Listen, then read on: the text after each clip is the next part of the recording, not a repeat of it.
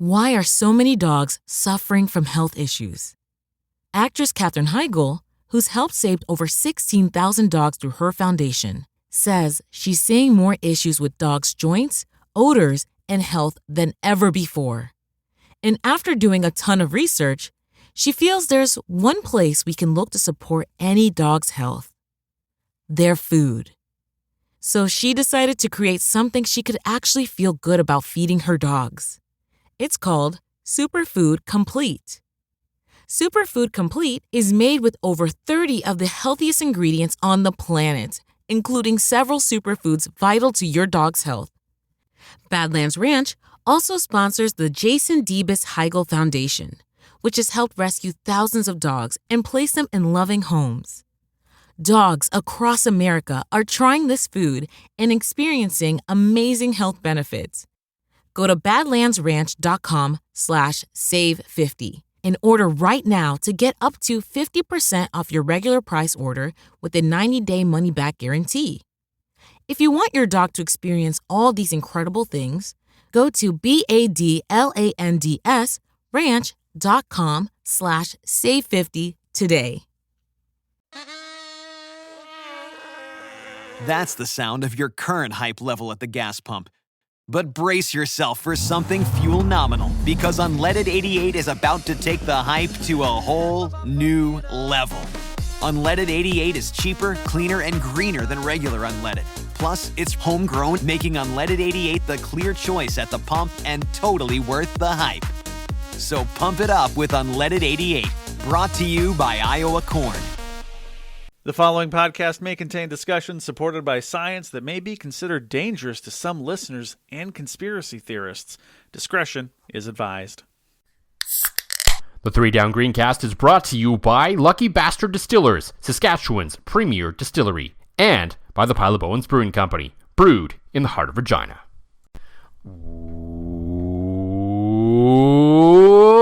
Welcome to the 3 Down Greencast. You are listening to the internet's only Shea Patterson Appreciation Podcast. I am Joel Gasson with John Fraser, as usual, as we do have a few things to get to, as the Riders' preseason has wrapped up, and now we have a rare preseason bye week, which is the most exciting of bye weeks.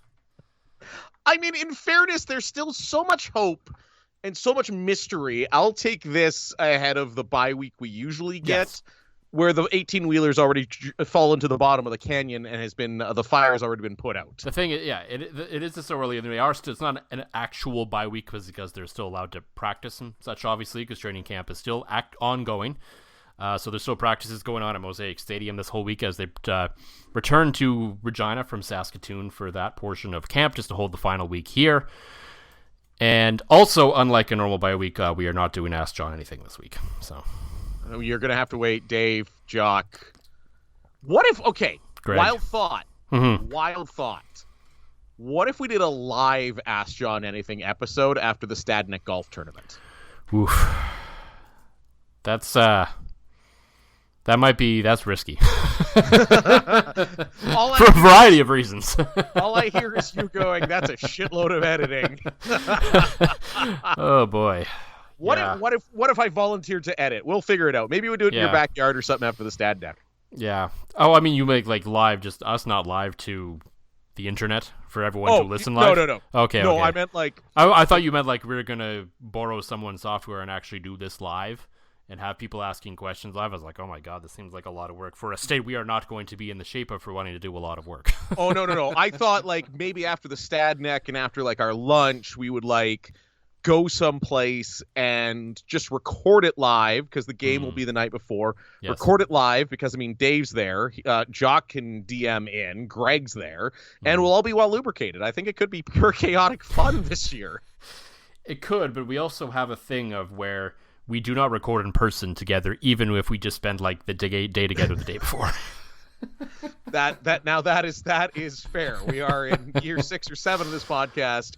Often, at least a couple times a year, we're in the same room and we never record. I mean, in fairness, it's because usually by the time we get around to like what would be record day, we're so fucking hungover that it's like, dude, I don't want to do this. So maybe if we do it while put this on the back burner. Mm-hmm. Share your thoughts on it, Grammy, Dave, Jock, and the other rest of the 7 of you.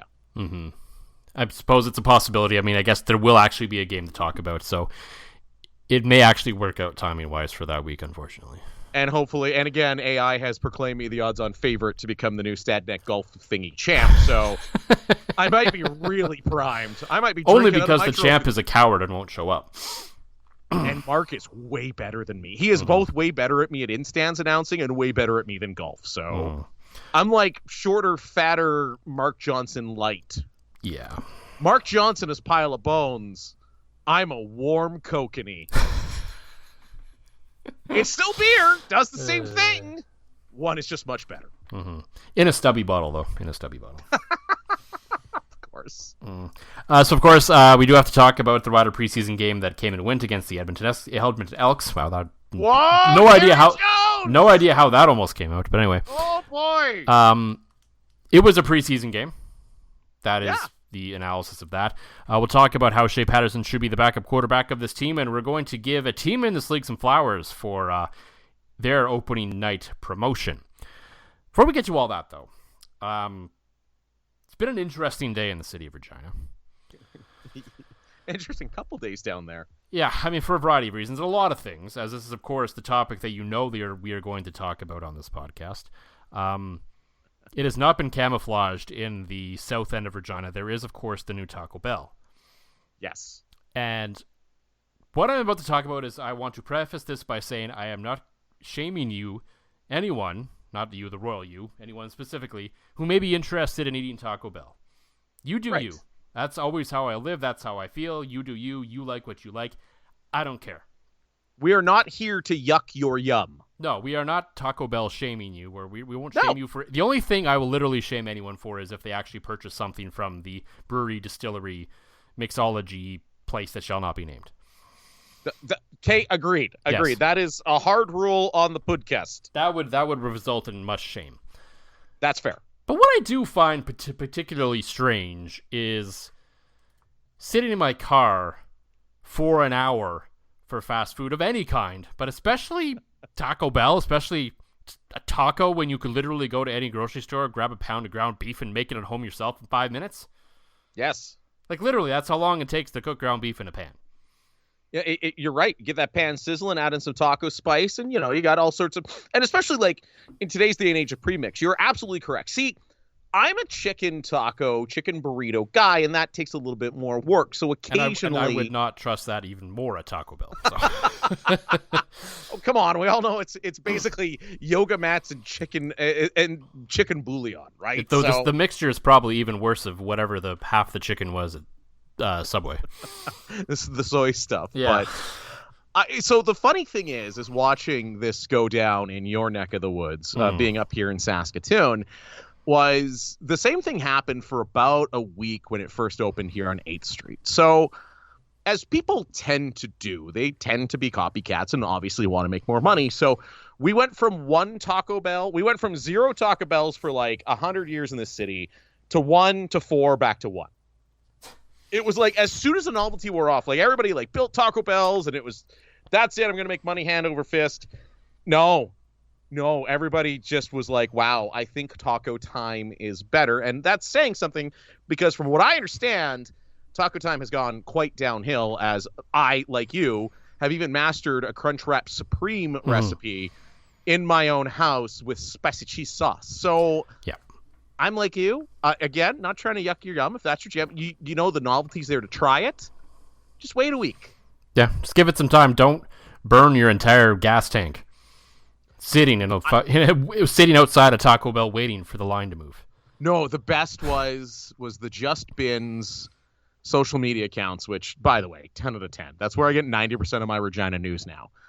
The Just Bins account had spotted somebody who set up at 4:30 in the morning, like he used to camp out for concert tickets. Yeah, waiting. Like wow. That is dedication. Like that maybe I just can't relate to it because I'm not the biggest fast food guy in the world, but occasionally, like I'll grab a burger or a chicken sandwich or something. But I've just never had the desire to grab a taco fast food because, I mean, Especially like when you find like at what you find at the Taco Bells and the Taco Times and the Taco Del Mars and all that sort of stuff is something that I can make at home quite easily for pretty much just as cheap. Right. Now, that does not mean that there are not tacos worth going out for. There are plenty of great local establishments in both of our fine cities. Yes. Here in Regina, of course, there's the Las Chacalacas, there's Agave, there's El Tropezone, just to name a few that I know where, like, okay, if you want, like, legit, made with love, pure, amazing tacos, you go to these places. Oh, 100%. Where you actually get your El Pastor and things like that. Yeah, Las Palapas up here, Amigos, Picaro is a sneaky good one. Like, it's Picaro cocktails and tacos. They do a lot of, like, Mexican spins on the cocktails, which is great, too, for a night out. Tacos are great. La Bamba, I've been there, too. That's, like, you know it's going to be good, and I'm kind of stealing this from Clayton Croker and his new venture, but, like, when it's, like, in a strip mall in the middle of nowhere. Yeah, you know that shit just slaps, and that's La Bamba right there. But even Las Palapas and Amigos isn't quite off the beaten path, but Las Palapas is a bit off the beaten path. But yeah, it's like in the middle of a residential neighborhood. You walk inside, and it's like pure sort of cliche Mexican design. At least what we would think of it anyway. And it's very colorful, very bright, very maybe not quite up to date, but it's got its charm, and it's delicious. So and according to the Google box, a chill spot for pan-Latin cuisine. It even has it's got a, that is, I'm looking for more descriptions. No, that is the only one on the Google box. Works for me. I suppose it's not wrong. I've never not been chill there. That is. And of all the places in Saskatoon, it is one of the ones I've probably frequented the most because I used to have some friends that lived in that area. I know I've gone with Jenny a couple of times. I've gone with you a few times. So, I mean, it's so good. Taco Time does have a description. It is a veteran Mexican fast food chain. Veteran. A good dependable veteran, or the veteran that's been hanging on too long and should have retired? That's that question's for you. However, Taco Bell's in there. We're not even really calling it Mexican era. They are a Mexican inspired fast food chain, just like Subway lettuce is a E. coli inspired vegetable from hell. Like a sandwich spread, not mayonnaise. And no mustard anymore. No. I saw something online. It may have been an American thing, because I forget. I think I was looking on the picture I sent you of like the old school, like back when Subway was legit, where they had the V cut down the middle. Yes! Someone commented on there that they discontinued black olives too. No, what? I don't know where they were from, so I can't confirm whether that was here or not. But if they did that as well, then my goodness gracious. Okay, next time Max is getting a pizza sub, I'm gonna like wear like those spy cam sunglasses and figure it out for us all. Mm-hmm. Mostly so I don't have to subject my guts to some. The other thing too with the V cut, I zoomed in on that photo, like you zoom in on certain photos, and that lettuce looked crisp, not like brown sludge that has become the Subway of today. Well, no, I mean, because private equity has ruined everything, so it's all squeezing about every single dollar they can. So why I believe they said they changed the cut too is because you can put less stuff in it, and it takes less time. So wow, yeah. Subway, I will remember you. I mean, like, and again, just like the private equity ruining Red Lobster. Yes. Again, I didn't go to Red Lobster often, but the thing that fascinates me on that is they say that it was the endless shrimp promotion that killed them, specifically in the States. You think you just end the promotion? It wasn't really that, though.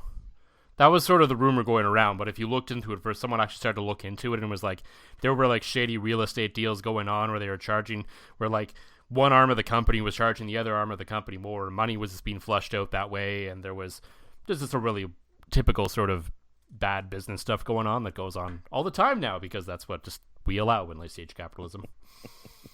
I thought for sure. I thought you were going a different direction there to associate it to a political party, but we're just gonna. No. Okay. This is a bigger picture, like across North America kind of thing going on right now, not just the Saskatchewan party.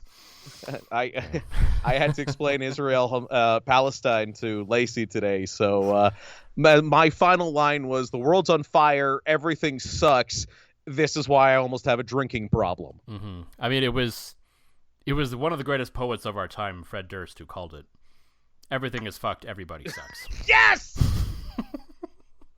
I stole that from a meme I've seen a bunch of times in the last few years, but it's so true. It doesn't matter. We got a clean Limp Bizkit meme off in the show's chaos portion. We're dialed in tonight. We are good to go. Yeah.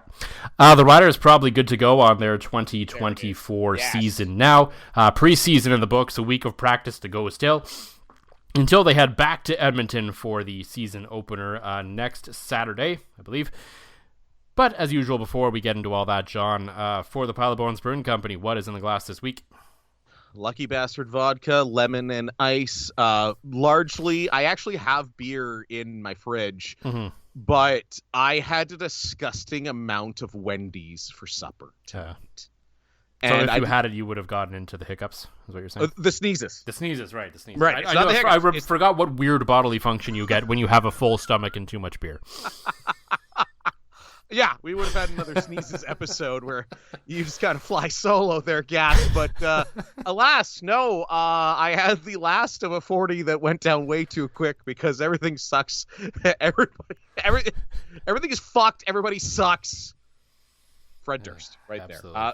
Vodka goes down too smooth. So it's a bit of an Ask John Anything pour. So could get a little weird this episode. Yeah. Also, from a note from our sponsors at the Lucky Bastard Distillers, in the Sobeys Liquor flyer next week, so starting next Thursday, the Gambit Gin will be in it. So you'll be able to, and anyone who is interested will be able to save a few bucks there. Oh, fantastic! Because I just ran out of vodka. Right on. And the gin that they provided me with is long gone. You don't say. Shocker. Shocker. For me, in honor of a discovery that you finally experienced over the weekend.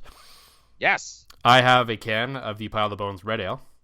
Oh, yes. The date was not printed well on this, so I don't know how old it is, but it is from a recent 8-pack that I bought, and I'm a mixed pat, so I'm going to assume it is not old, but as we've talked about many times on this beer, if you have the patience and the space to do it, please age your red ale a bit, a few months. It really just amps up the flavor of it.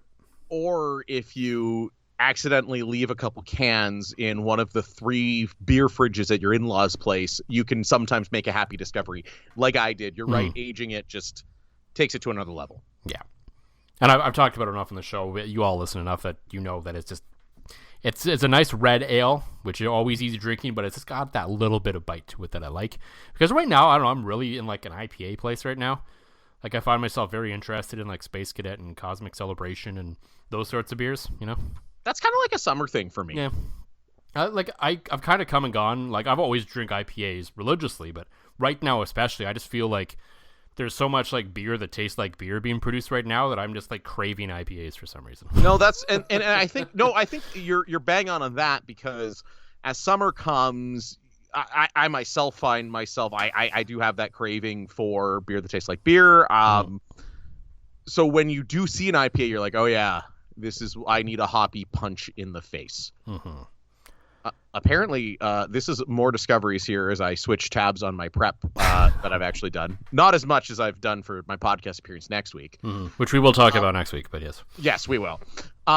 Did you know that there is somebody that is doing business in Saskatoon as the Rider's Notary? No, did not. Apparently there is. They are using the green font and everything, and I'm like, but even best... They have a nondescript picture of a door with some stickers on it spelling out Rider's Notary, and I would not go in that door. But yeah, stealing the team's brand for notarying. Okay, back to football stuff. Tron Go. Sharpens Tron.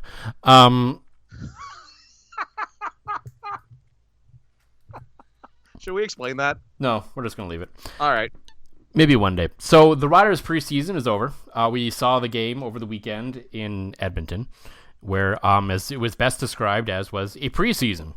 Yes. Game. And that's pretty much the expert analysis that I have from that game. Watching it in person, I do want to give a shout out to the CFL Plus service this year. I didn't obviously really watch the first game all that closely from the CFL Plus perspective because I was literally there. Yes.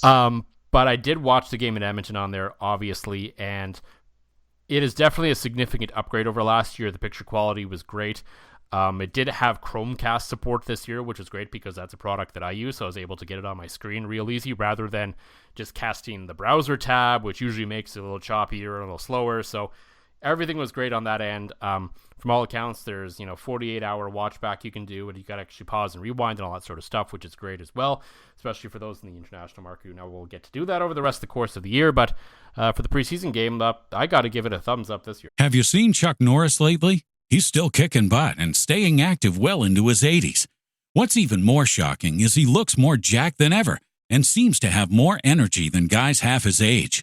And it's all thanks to Morning Kick, a revolutionary new daily drink from Roundhouse Provisions that combines ultra-potent greens like spirulina and kale with probiotics, prebiotics, collagen, and even ashwagandha. Just mix with water, stir, and enjoy. Unlike other green drinks out there, this one tastes exactly like strawberry lemonade and has hundreds of 5-star reviews.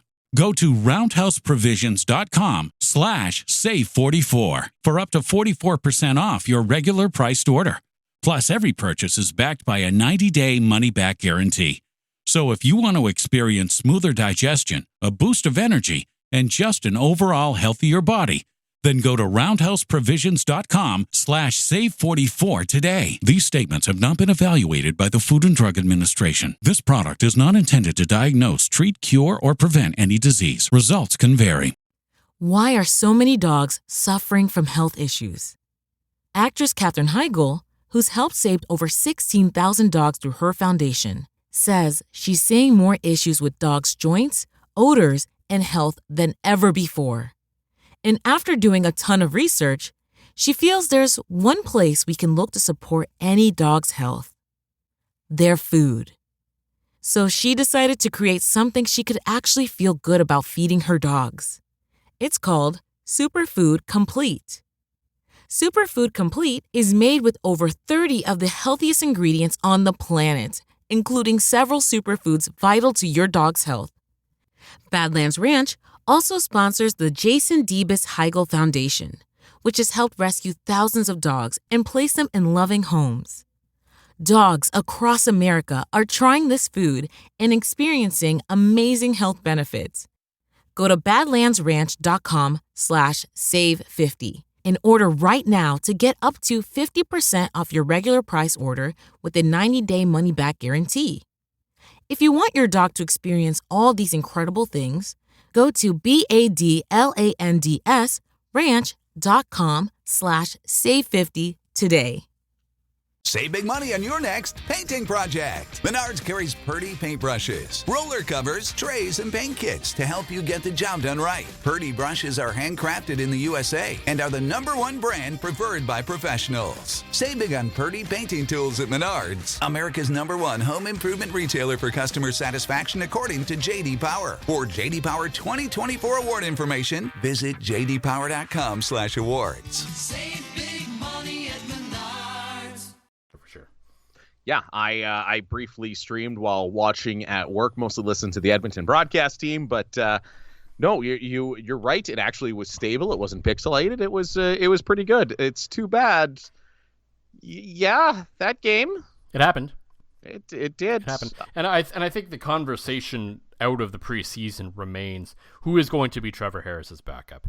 Yeah. There are some other guys who have a chance to may or may not make this roster, but I don't think there's any conversation that's out of all those spots that's necessarily going to have the impact as this decision will.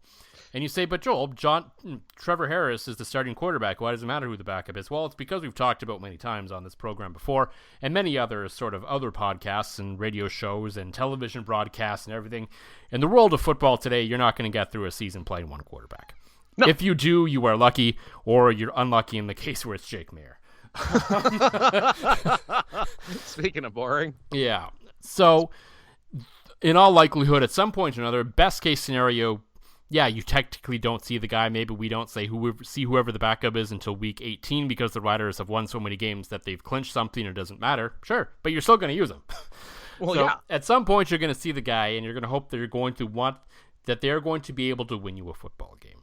Well, and that is becoming more and more evident, right? You see it unless, I'm trying to think, knock on wood, try not to phrase a curse him, but Zach Collaros is the only guy who's been kind of durable. That's because Winnipeg's O-line. Drew Brown even started a couple of games last year. Oh, that's right. Yes.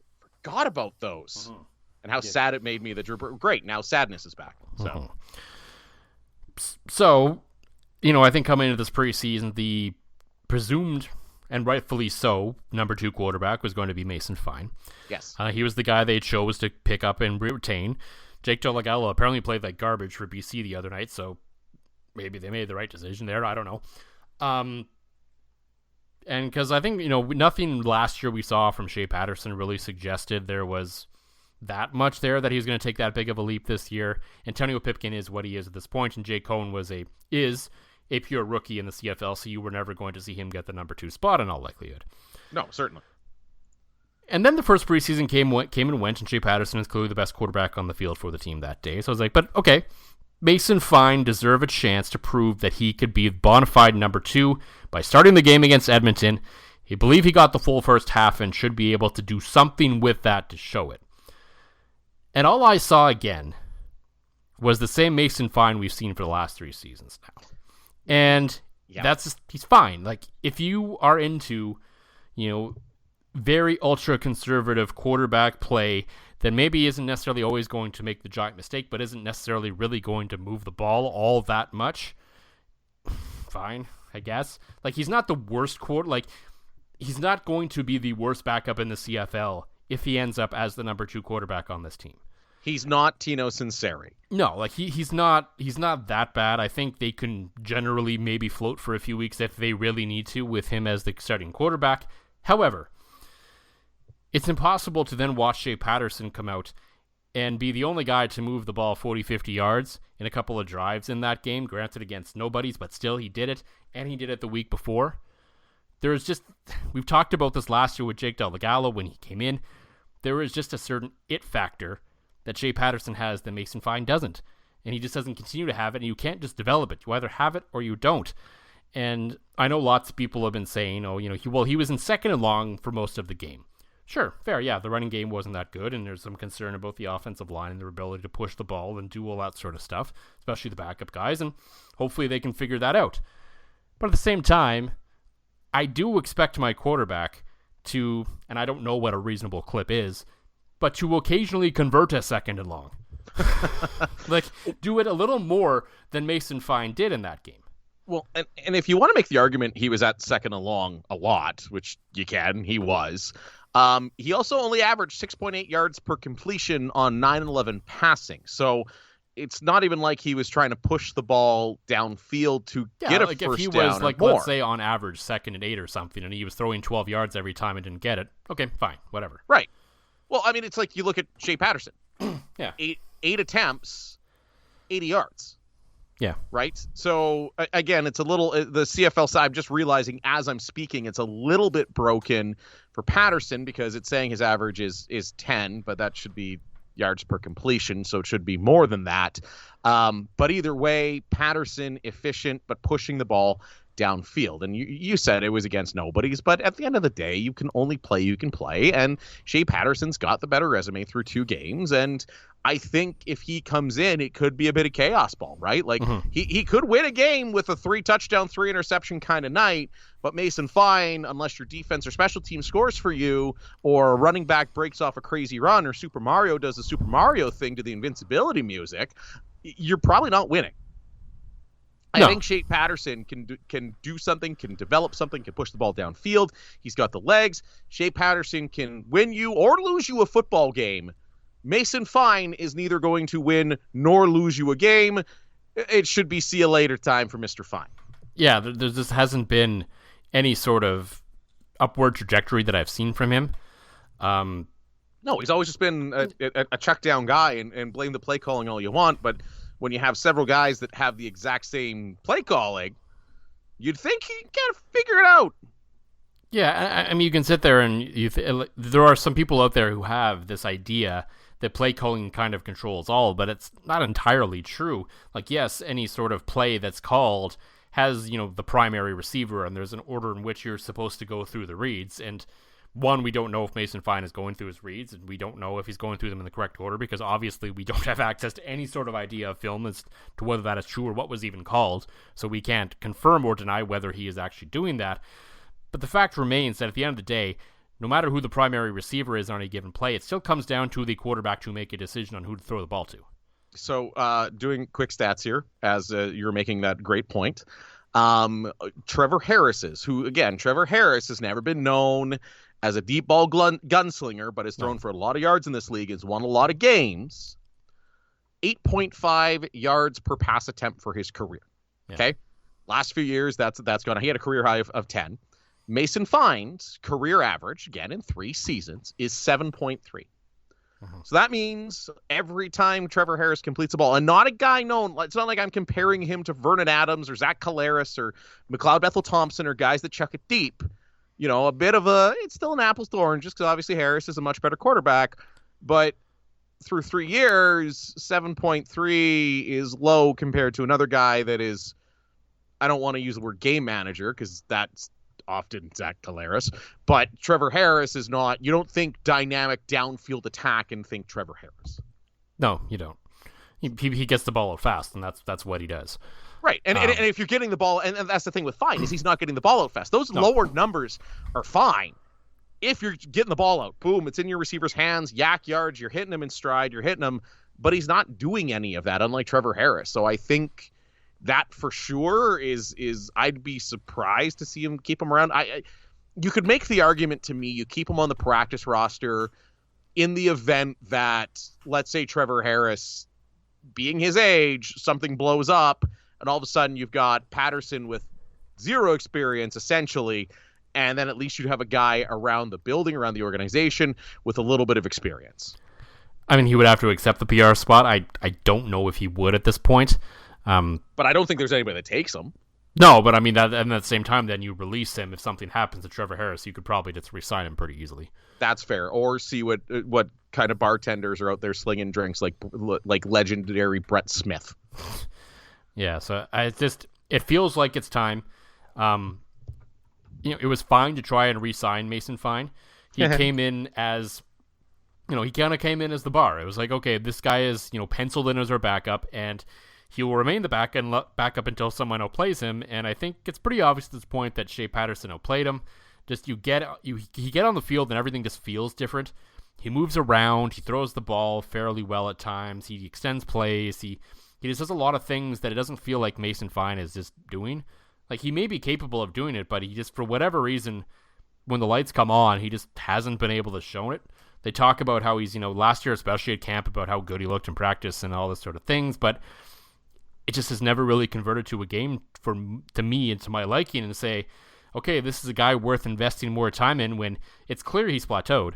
They're both 27, so they've both probably plateaued to some degree. So which is more interesting? Which is more likely to have to come off the bench in a situation to win you a football game? It's probably Shea Patterson.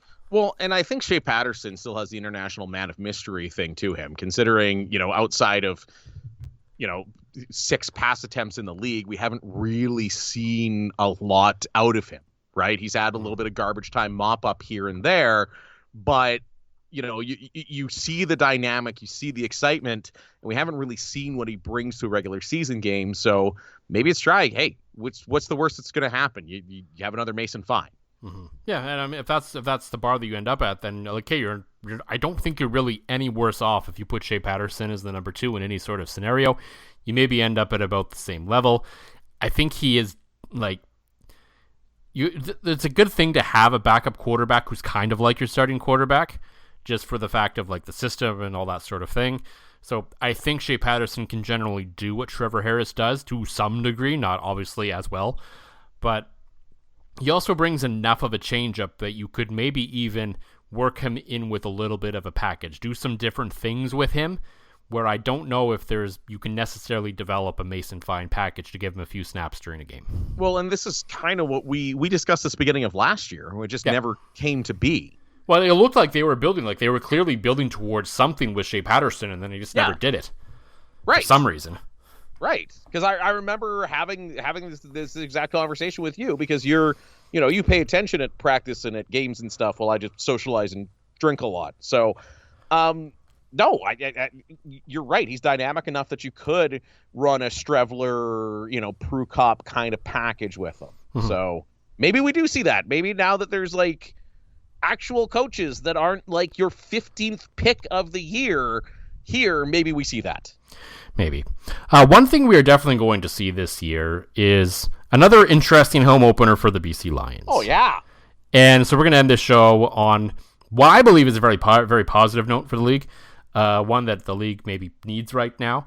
If for some reason you missed the news, for yet another year, I believe this is the third or fourth year in a row, the BC Lions are bringing in a pretty big name for their opening day, their home opener concert series, which looks like is going to be like a big tradition for them now. This year, it's 50 Cent. Personally, love it. Yeah, like music's fine. It's not necessarily my cup of tea. If I were living in Vancouver, it's not necessarily something that would draw me to the stadium, but I'm probably going just to watch football anyway. So frankly, what I think in terms of that regard doesn't really matter.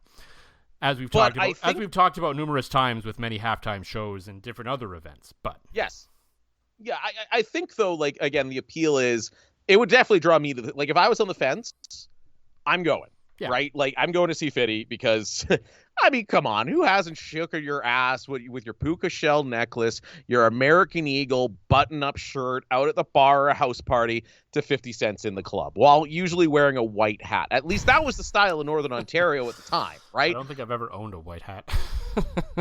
There's photo or any of those clothing options, really, quite frankly. Did you never own the button-up shirt from American Eagle that like? God, no. Seriously? No, never. Oh, that was like all the rage back home. Again, Northern Ontario is typically 5 to 10 years behind, everybody else's fashion sense. But I remember that. I remember going out to, hell, I think that still lasted to my Lloyd days. I'm pretty sure there's photographic evidence of me in an American Eagle button-up at either the Cooler or Ezzy's in Lloydminster. I now will have to look into the archives for this, but I would dress up in said button-up shirt and go to 50 Cent. No, but like this is honestly a great move. He apparently just was there not too long ago in Vancouver and sold out Rogers Arena. So I mean, it's not like he's like irrelevant right now. Like obviously the tours are working, because he is in that sort of spot where the artists that we grew up listening to through various degrees are suddenly coming back out of the woodwork because more of us have disposable income now and are willing to spend good money to go see a concert compared to 20 years ago. Hey, our poet of our age, Fred Durst, selling out stadium shows now. Yeah. You can go see Limp Bizkit. I love it, and especially and we talked about this last year with the theme nights with the Riders, and it kind of ties into it a little bit this year as well. The one that really stuck out to us was Father's Day last year, where then Kim Mitchell was brought in. Yeah. Which was really more like Grandfather's Day. No offense to Kim Mitchell. So what this move does when you bring in 50 Cent is, okay, yeah, sure, you're sort of standard CFL fan. The gray-haired 60-year-old man is probably not going to like this, but oh well, you know what? Who is going to like this? People my age, people your age, people around our age who have kids. The kids aren't necessarily coming to the concert, coming to the game to watch Fitty, but their parents are, and who's coming with them? Their kids. Exactly. And like you said, it's a draw, and we hammered on the Riders pretty good last season, so now let's turn our attention to the Blue Bombers, who I would say have an even bigger oof size large for their theme nights this year. Yeah. To play devil's advocate, the Bombers have that thing of playing in the last 5 Grey Cups and winning 2 of them on their side. So they could probably just do nothing and still draw 30,000 a game. They're literally doing nothing for their home opener. Yeah. June 6th, the theme night is home opener. And again, after another year's vice champions, it's not like you got a ring ceremony. I'm so stealing that. I am so stealing vice champions. That's entering the John lexicon now. But yeah, like when kickoff to summer on June 21st, there's a real good chance it's going to be raining in Manitoba. Country night, never seen that before. No. Wear white game. What a novel where on earth would you come up with that idea? Wear the color that we don't generally wear at home. Well, and I get it. You're just like stealing from the Jets. And the Jets, I would not want to remind myself at all of that painful playoff loss of the Winnipeg Jets. Until 3 months ago, you were more popular than the Jets in town. So maybe just keep doing your own thing. Listen, I would say after the way they just got shitbagged by the Colorado Avalanche, they're back to being more popular. 90s retro night, okay, that could be cool. Banjo Bowl, always a good time. Mm-hmm. But we have a pink shirt night, a white shirt night, and this is not to slag on the cause of the orange shirts. No. I am a 1,000,000% believer in orange and pink shirts. But if you're going to do a pink shirt night and you're going to do an orange shirt night, why the hell are you doing a white shirt? You couldn't come up with anything better than wear white. It's not even like the game before Labor Day. Like, you could do it ironically. Hey, it's the game before, you're not supposed to wear white. That would actually kind of be funny. It's like, oh, it's our last game before Labor Day. Wear your white now while you still can, right? Yeah, exactly. Or wear it in a... Here's the other thing. Is that a thing? Do people still actually say that you can't wear white after Labor Day? Or is that a thing that's died off? Outside of pretentious clothing commercials that sometimes pop up on my TV or Instagram feed, I would say I've never heard it. But the also stupid thing with the wear white game is I'm just going to keep dunking on this stupid night. Do it like... Do your pink shirt night on July the 12th. Do your wear white game on October the 11th, because guess what? I can assure you, probably everybody in Winnipeg owns something that is both white and moderately warm. Oh, I don't know, a hockey jersey? Because you wear the white at the playoffs at the place? All right, okay, I don't know why I'm fired. I'm not. I don't know why you were like... I get it's maybe not the world's most creative idea, but you're like almost just as mad as this as you are over the Moose Jaw Miller Express. Oh, nothing makes me as mad as that shitty logo.